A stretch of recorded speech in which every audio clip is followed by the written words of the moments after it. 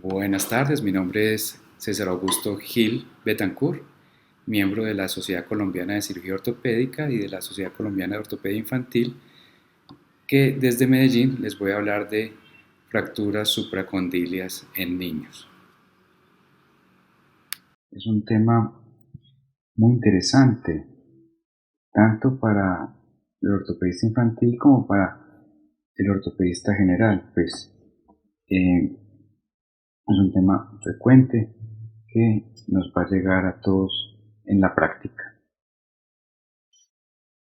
Estas fracturas son las lesiones más frecuentes del codo en los niños, su pico de incidencia es 5 o 7 años, un poquito más frecuente en niños que en niñas, una relación de 3 a 2, y predomina más el lado izquierdo, es decir, el lado no dominante, y el mecanismo de trauma casi siempre es por caídas de altura.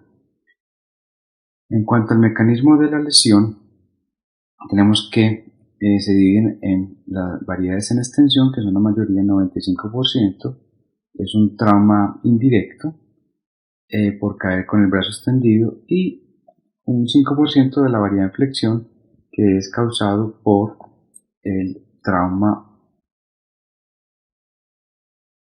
un trauma directo sobre el olecrano, como ven en la imagen. La clasificación por todos conocida de Garran, inicialmente 1, 2 y 3, 1 no desplazada, las tipo 2, que después fue subdividida en 2A y 2B. La 2A, pues hay una angulación posterior y esas podrían ser algunas susceptibles de un manejo ortopédico, de ahí la importancia de diferenciar de la 2B, donde además de la angulación posterior hay una deformidad rotacional o traslacional, donde sí se beneficiarían mucho más de un manejo quirúrgico. Y las tipo 3, pues no tenemos contacto de ninguna de las dos corticales, y luego Leitch agregó la tipo 4, donde hay una ruptura completa del periósteo con una inestabilidad multidireccional. Bueno, cuando llegan estos niños a urgencias, una parte muy importante es evaluar cómo está su neurológico. ¿Por qué? Miren, en este metaanálisis de más de 5.000 fracturas, encontraron que de las de la variedad en extensión, el 13% presentaban alguna lesión neurológica, siendo la más frecuente el mediano y el interóseo anterior, y luego el nervio radial, especialmente cuando había un desplazamiento hacia posteromedial. Y en cuanto a las variedades en flexión, tenemos que el 17% presenta una lesión neurológica, siendo la más frecuente el nervio cubital, 91%. Esas lesiones primarias, afortunadamente la mayoría se van a resolver en las primeras 6-12 semanas, y como dice Donald Bay, a los 6 meses ya se han resuelto el 87% de estas antes de tener que tomar otra decisión quirúrgica. Ya, las lesiones neurológicas secundarias o la que aparece iatrogénica, posquirúrgica, la más frecuente, la del nervio cubital cuando se usan clavos cruzados, que según la CEIS puede aparecer entre el 1 hasta el 5%. Afortunadamente la mayoría resuelven de forma espontánea, 90%, pero ahí queda un 10% de lesiones de nervio cubital irrecuperables que obligan a tener que hacer en un futuro transferencias o algún otro manejo. El manejo inicial es de retirar el pin de la escotadura troclear cuando está en este sitio.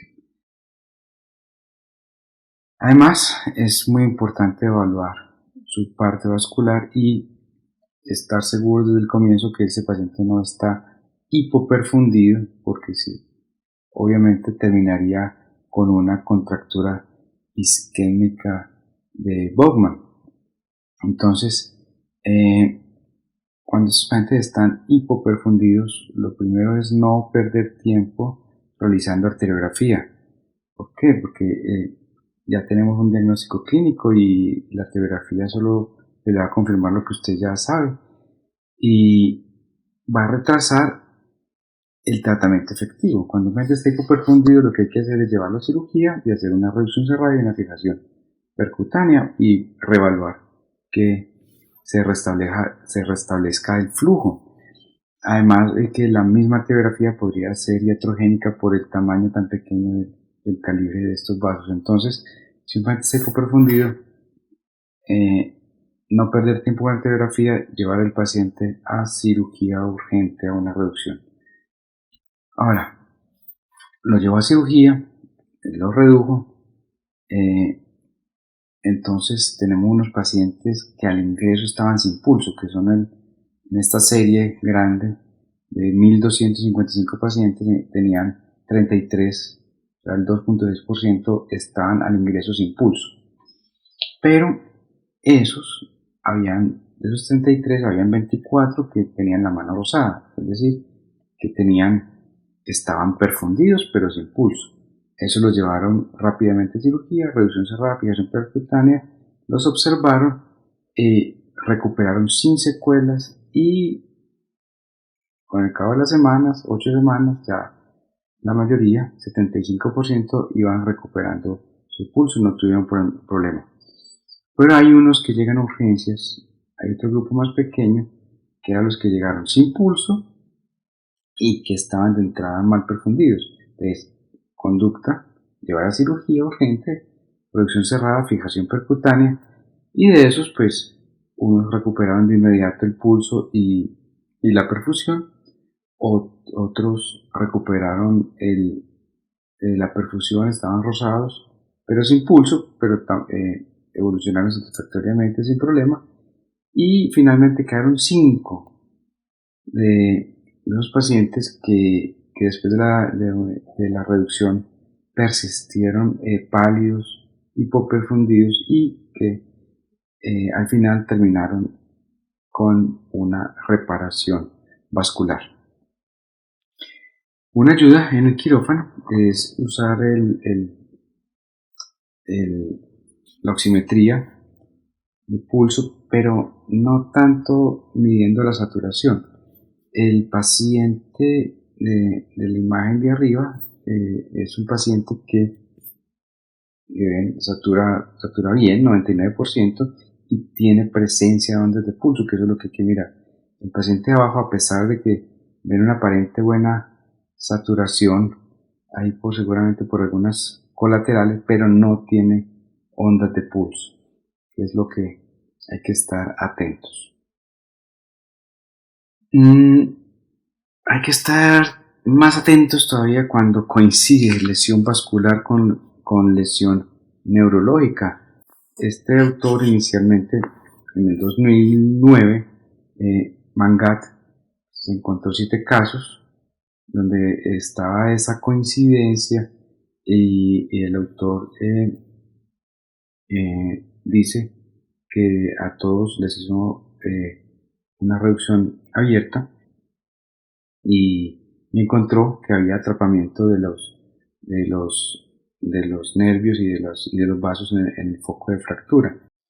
Sin embargo, un estudio más reciente que acaba de salir en enero del 2019 dice que no necesariamente es así, que ellos encontraron en unas Garland 3 que tenían lesión del interoso anterior o lesión del mediano, y que muchas, un 70%, las manejaron con una reducción cerrada de la fijación percutánea con unos resultados aceptables, y los compararon con los que tuvieron que hacer reducción abierta de fijación percutánea y no hubo mayor diferencia, y la recuperación neurológica pues, tuvieron del 97% a los 3 meses. Entonces, en estos casos, pues la conducta es igual: llevar a cirugía, reducción cerrada y fijación percutánea, y ya, si no recupera la perfusión, ahí sí se procedería a una reducción abierta y explorar el foco. Donde sí debemos estar muy atentos es cuando estas fracturas supracondylias nos coinciden con una lesión muy severa de los tejidos blandos. Esos pacientes sí tienen una asociación significativa con una lesión neurovascular que amerite una reparación vascular. Entonces estos muy atentos. Pueden haber también síndromes compartimentales y en los niños no se usa las 5 P's que usamos en el adulto, sino que usamos las 3 A's, que sería ansiedad, agitación y unos requerimientos aumentados de analgesias. La imagen de arriba es un paciente con síndrome compartimental que se le hizo una fasectomía a tiempo, tiene unas cicatrices, pero una mano muy funcional. En cambio, la mano de abajo, una mano sin cicatrices, pero una mano poco funcional con una contractura isquémica de Bowman. Entonces, una mano que no le hagamos manejo a su hipoperfusión, con seguridad va a terminar en una contractura isquémica. Y si un paciente en recuperación hay un dolor persistente, un dolor en aumento, es mejor explorarlo y una fasectomía a tiempo. Ahora vamos a hablar de las Garran-2. Hay que fijarlas a todas como recomienda la OMS. Si fuera así, estaríamos haciendo un 72% de cirugías innecesarias. Entonces, pero ¿cuáles Garran-2 vale la pena o se benefician de un manejo quirúrgico y una fijación?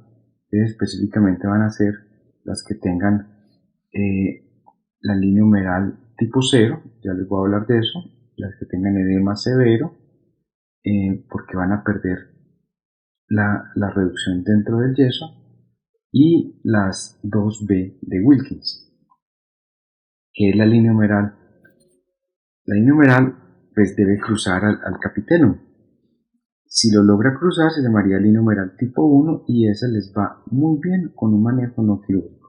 Pero la línea humeral tipo 0 es la que no corta el capitelum y se benefician de un manejo quirúrgico. Como en este ejemplo, una línea humeral tipo 0, en ese capitelum atrás, le hacen una reducción cerrada, queda muy buena, pero una semana después se pierde esa reducción. Ahora, ¿habrá alguna diferencia entre operar a estos pacientes prono o supino, o simplemente es una elección de gusto del cirujano? Resulta que si por alguna razón usted requiere colocar clavos cruzados y si los hace en supino, la posibilidad, según este estudio, de lesión del cubital pues, va a ser del 4.5%, similar a lo que habíamos dicho antes. Pero ellos encontraron en más de 1500 pacientes que los realizaron prono, colocaron clavos cruzados y no tuvieron lesión del nervio cubital. Entonces, aunque mi elección, y más adelante les diré por qué, es usar en la mayoría de los casos clavos laterales divergentes, una opción para cuando se eligen los cruzados es hacer estos pacientes de prono, porque eso nos aleja un poco el nervio cubital. ¿Cómo se hace la reducción cerrada? Pues lo clásico pues es una tracción longitudinal con una ligera flexión de unos 30 grados. Primero corregimos lo que es la traslación, sea lateral o medial. Después corregimos el varo o el valgo. Después, manteniendo la tracción, vamos a darle algo de flexión del codo, presionamos sobre el olecranon para corregir la extensión y finalmente se prona el antebrazo. Pero hay unas que son difíciles de reducir. Estrategias. Podemos usar esta japonesa con un pin por dorsal que se mete a través del foco de fractura y lo podemos anclar en la cortical anterior de la metáfisis, o otros ingresan este pin hacia el canal medular del húmero, y eso ya sirve como un poste y ya se podría manejar como una especie de joystick para facilitar la reducción. Otras veces la reducción es difícil y podemos encontrar un ombligo en la parte anterior. Eso significa que está atrapado el músculo braquial en el húmero. Entonces, en ese caso, Archivex recomienda la maniobra del ordeño. A él le funcionó en 16 de 17 pacientes. Podría ser una alternativa y estar atentos a este ombligo en la parte anterior. Tenemos que tener parámetros de reducción. En el plano P, pues vamos a usar seguimos usando el ángulo de Bauman. En promedio es de 72 grados, pero igualmente tiene un rango amplio que va desde los 64 hasta los 81 grados. Este ángulo por todos conocidos. Y en la proyección lateral, pues la línea más importante es la línea humeral anterior, que en los menores de 5 años van a notar ahí que esa línea está pasando por el tercio más anterior del capitelum, pero a partir de los 5 años empieza a pasar por la tercio más posterior de este capitelum. Pero lo importante es que siempre la línea humeral anterior esté al menos tocando ese capitelum. Y cuando la línea humeral anterior no la corrige uno, entonces los pacientes van a perder flexión. No pierden mucha, pierden 6 grados de flexión, pero son 6 grados que menos que tendrían de movimiento y 7 grados menos en su arco de movimiento, lo cual aparenta poco, pero finalmente puede ser significativo. Ahora, dentro de los parámetros de reducción también está el plano sagital. Tener en cuenta que de todas maneras en ese plano sí hay remodelación y puede remodelar hasta 20 grados en menores de 10 años, eso sí. Y la traslación puede remodelar hasta el 100%, pero el varo, como todos sabemos, no va a remodelar nada. Entonces, en cuanto a la fijación, vamos a tener muchas configuraciones de pines. Lo importante es que queden estables porque van a estar sujetos a muchas fuerzas de varo, valgo, flexión, extensión y rotacionales, que es donde puede estar la diferencia entre las diferentes configuraciones que tenemos. Hay laterales 2, laterales divergentes 3, clavos cruzados. Veamos. Entonces, para tratar de escoger qué método de fijación, si laterales, preferiblemente laterales divergentes versus cruzados, entonces tenemos aquí un metaanálisis con unos 3 estudios, de los cuales 7 eran estudios aleatorizados y entonces lograron recoger 1158 pacientes y ellos encontraron que la pérdida de la reducción con cruzados y con los laterales era muy similar, 11.6 versus 12.4, sin diferencias significativas. Pero si tenemos una pérdida de la fijación similar, pero los cruzados nos están dando en ese metaanálisis 4% de lesión del cubital, entonces la opción va a ser escoger los laterales que solo me están dando 0.3% de lesiones neurológicas. Entonces una construcción con una estabilidad similar o suficiente en ambos, pero los cruzados con más lesión neurológica. Este otro metaanálisis donde hay 18 estudios, 1615 niños, empieza diciendo pues que aunque la biomecánica siempre apoyaba más a los cruzados, especialmente en el plano rotacional, los cruzados son un poco mejores.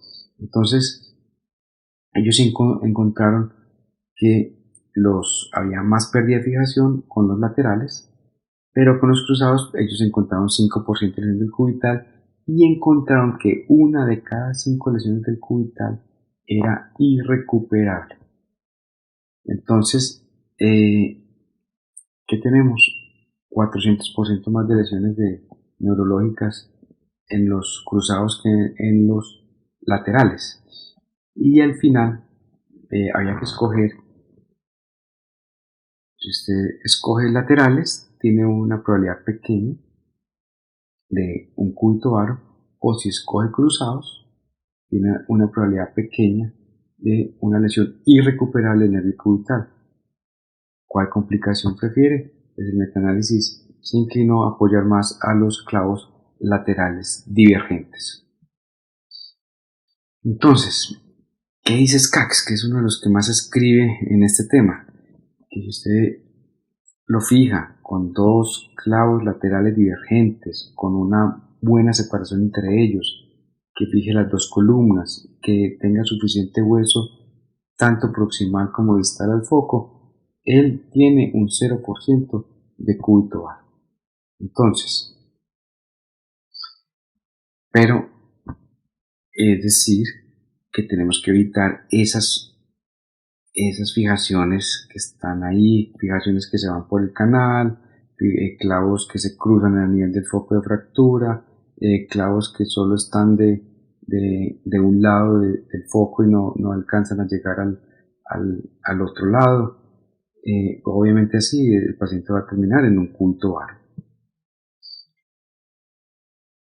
Ahora, es muy importante que los clavos tengan una separación entre ellos y la distancia ideal debe ser más de 13 milímetros y con eso garantiza usted que con dos clavos va a tener una muy buena estabilidad. Pero no todas las fracturas son sencillas de fijar, no todos los trazos son iguales, hay unos trazos oblicuos hacia lateral, oblicuo hacia medial, que lo obligan a cambiar sus fijaciones.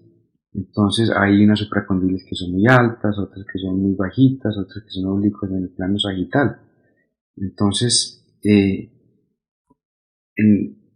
por ejemplo, cuando la supracondilia es alta, les fue mucho mejor con tres clavos laterales divergentes que con los cruzados. Cuando la supracondilia era muy bajita, les fue mejor con dos clavos laterales divergentes y en algunos casos tres que con los cruzados. Igualmente para la oblicua del plano sagital, la recomendación era dos clavos laterales divergentes. Y aquí estaría la excepción, que sería, digamos, la oblicua hacia medial, que es una de las que les fue mejor con clavos cruzados.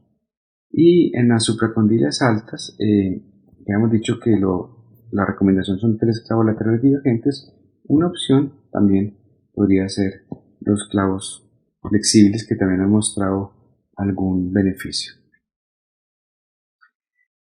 Cuando hay conminución medial, ojo, esa conminución medial es una fractura que aparenta una Garland, es una Garland 2, pero con veneno. Si tiene conminución medial, es muy importante fijarla porque va a terminar en un cúbito varo. Y la fijación, obviamente, la tenemos que hacer lejos de donde está esa conminución. Entonces, si la conminución no nos permite colocar clavos laterales, porque por el tamaño de esta, ya pues la alternativa serían los cruzados. Lo importante es que los clavos lejos de esa conminución medial y que queden estables, obviamente. Entonces, como la desventaja biomecánica de los clavos laterales es el plano rotacional, entonces usted intraoperatorio evalúa el plano rotacional. Tome una proyección con el intensificador de imágenes en rotación interna y tome otra en rotación externa y compare las imágenes. Si las imágenes no son exactamente iguales, agregue el tercer clavo y tres clavos laterales divergentes, eso queda muy estable. El nervio cubital. Lo que le pasa al nervio cubital es que en los niños y especialmente en menores de 6 años, cuando uno flexiona más allá de 90 grados, el nervio se va a subluxar hacia anterior y se va a poner justo delante del epicóndilo. Entonces, el 43% de los niños les pasa esta subluxación del cubital. Y ya a partir de los 6-10 años pues pasa a 21%.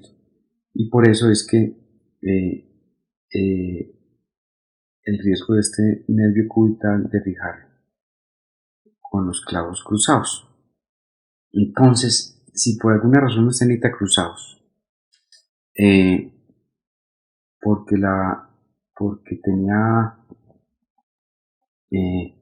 porque tenía la combinación medial o porque era una oblicuacia medial, usted tiene tres opciones: o lo opera prono, o lo que yo hago personalmente, es como yo lo opero en supino, es que primero fijo el clavo lateral, y luego extiendo el codo y con el codo en extensión fijo el clavo medial. Y otra alternativa que algunos usan es un mini open para el clavo medial y bajo visión directa, pues evitar el nervio. Entonces, ya pasando a la variedad en flexión, la variedad en flexión es muy inestable después de reducirla. Se inmovilizaría en extensión, lo cual es una cosa muy horrible para un niño. Entonces la variedad en flexión es mejor fijarlas y la inmoviliza con la férula tradicional a 90 grados. Pero ¿cómo se reduce? Un poco diferente a la anterior. Está en flexión y usa la maniobra del rollito. Coloca ese rollito en la parte posterior y lleva lentamente el brazo lleva la fractura de flexión, la convierte a una en extensión, suavemente para no dañar más el periósteo. Y lentamente va traccionando hasta que está el capitellum donde crea uno que la línea humeral está bien alineada. Entonces esa fractura de precondiles en flexión también tienen el inconveniente de que tienen más probabilidad de terminar en una reducción abierta. Entonces, ahora, ¿cuáles son urgentes? ¿Cuáles son emergencias? Básicamente las que hay que pasar ya, así sea a la medianoche o en la madrugada, son obviamente los que están hipoperfundidos, los que tengan lesión neurológica, los que tengan una inflamación severa, con un riesgo compartimental, los que tengan ese ombligo por anterior, los que tengan una fractura de antebrazo asociada, con síndrome compartimental y obviamente las fracturas abiertas. Si no tiene ninguna de estas condiciones, entonces no hay necesidad de operarlo a la medianoche. Si aquí compararon fracturas operadas antes de 8 horas comparadas con unas que hicieron después de 8 horas y no hubo diferencia en complicaciones, ni en infección de la herida, ni en pérdida de la fijación. Entonces, otro estudio muy similar, aquí compararon unos de antes de 8 horas con otros que hicieron en promedio 21 horas después, y no hubo diferencia en las complicaciones, en el tiempo quirúrgico. Entonces, si no hay una lesión vascular, una lesión neurológica, que no sea una emergencia, entonces tranquilo, no lo opera a la medianoche, más bien al otro día, con el cirujano en buenas condiciones y bien despierto. Aquí un estudio similar, comparado unos antes de 12 horas, otros después de 12 horas, sin diferencias significativas. Entonces, inclusive este estudio que era específicamente de las Garran 3, antes de 12 horas y después de 12 horas, sin diferencia en las complicaciones ni aumento en la necesidad de tenerlas que reducir abiertas. Pero a veces hay que hacer reducciones abiertas en los centros más experimentados, desde el 1.5% hasta hospitales donde no manejan frecuentemente las supracondilias y las tienen que abrir hasta el 16%. ¿Cuándo toca abrirlas? Pues si la reducción cerrada no quedó satisfactoria y ya en muchos intentos, pues hay que hacer una reducción abierta. También las fracturas abiertas, cuando hay una lesión vascular, que el paciente esté hipoperfundido y haya necesidad de una exploración, o cuando haya una lesión neurológica post-reducción y que en una fractura que no quedó anatómica. También es mejor ir a explorar abrir y explorar ese nervio. ¿Por dónde se abren? Esto no es una decisión de que por escuela yo aprendí por tal lado o por tal otro. Es mejor abordarlo por el lado donde está el periósteo roto. Por ejemplo, si se desplaza hacia el posteromedial, entonces el abordaje va a ser lateral y viceversa. Si el desplazamiento posterolateral, entonces el abordaje va a ser medial.